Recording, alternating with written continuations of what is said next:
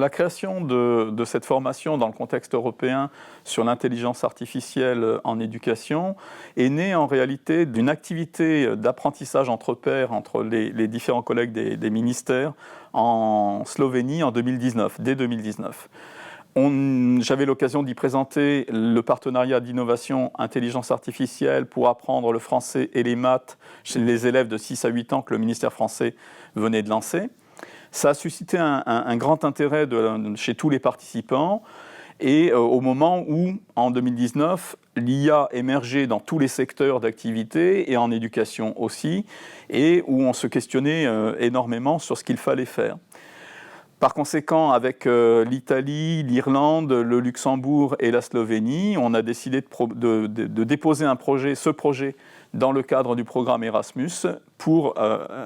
aborder ensemble ces questions et ne pas les traiter pays par pays, étant donné que nous avons des systèmes éducatifs différents. L'objectif de cette formation dans le contexte européen, c'est de pouvoir finalement aborder les choses à 3 niveaux, probablement. Démystifier et comprendre ce que l'IA peut apporter en éducation, expérimenter et utiliser des ressources qui comprennent de l'IA de manière intelligente, justement, et enfin, développer chez tous les éducateurs et chez tous les élèves des compétences numériques nécessaires aujourd'hui, l'IA en fait partie, en tout cas de bien comprendre l'utilisation de l'IA en fait partie, de manière aussi à intégrer la dimension éthique dès le départ dans les projets. Autrement dit, l'IA, pour quoi faire ? L'IA, pour quels défis, pour quels résultats attendus ? Comment mettre en œuvre et utiliser ces ressources d'IA et finalement comment intégrer aussi dès le départ les questions qui peuvent introduire une réflexion éthique au-delà même des questions réglementaires. Alors c'est pour ça qu'on a choisi d'essayer d'aborder donc cette IA en éducation à partir d'une classe d'âge 15-16 ans chez des élèves donc, du début du lycée, pour les mathématiques et les sciences d'une part, pour l'apprentissage des langues vivantes d'autre part, parce qu'il nous fallait 2 terrains d'expérimentation, 2 domaines d'expérimentation qui soient réalisables dans la durée du projet. Alors le premier niveau, démystifier et comprendre l'IA, vise à la fois, je dirais, à rassurer ceux qui sont craintifs, à tempérer ceux qui sont enthousiastes, de manière finalement à bien identifier quelles techniques d'IA peuvent apporter des solutions à des problèmes que je cherche à résoudre. Et également à identifier quels biais sont possibles au départ. Donc c'est toutes les questions qui permettent simplement, je dirais, de se dire il faut, dans un cadre de confiance, pouvoir tester des algorithmes d'IA, ces techniques d'IA associées à des ressources, de manière finalement à poser une véritable tentative de pour mesurer finalement ce qu'il faut faire derrière. Donc c'est ni magique, ni craintif, hein, je dirais, inutile d'avoir peur de ces techniques, il faut comprendre les principes généraux, pas besoin d'être spécialiste, mais comprendre les principes généraux pour pouvoir utiliser à bon escient ces techniques d'IA en assistance du professeur dans sa charge d'enseignement ou en assistance de l'élève s'il apprend de manière autonome, par exemple, avec un logiciel donné. Dans un second niveau, expérimenter et tester les ressources qui comportent de l'IA à bon escient,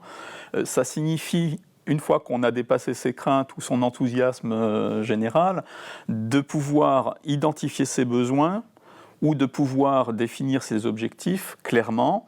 et de tester dans un cadre de confiance, donc en particulier en ayant pris soin de regarder ce qui était conforme à la régulation, au règlement, de manière à pouvoir finalement tester pour de vrai, j'ai envie de dire, des ressources dans un cadre de confiance et vérifier avec ses collègues ou soi-même ou avec les élèves ce qui est pertinent ou pas pertinent. En fait, il s'agit de découvrir et de mesurer, si possible aussi avec des équipes de recherche, mais tout dépend, mais ne serait-ce que vraiment essayer sans être BA, en ayant pris toutes les précautions nécessaires, d'un point de vue, je dirais, de tout ce qui peut être biais au départ, biais de sortie, et être toujours en responsabilité, on va dire, de ce que l'on fait, et en confiance. Donc ça permet aussi de gagner en confiance pour les enseignants, et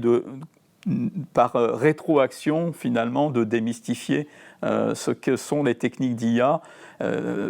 et de bien les utiliser, de bien identifier quelles techniques d'IA pour quels objectifs, et finalement de pouvoir mesurer si c'est pertinent ou pas dans mon contexte de classe, dans le contexte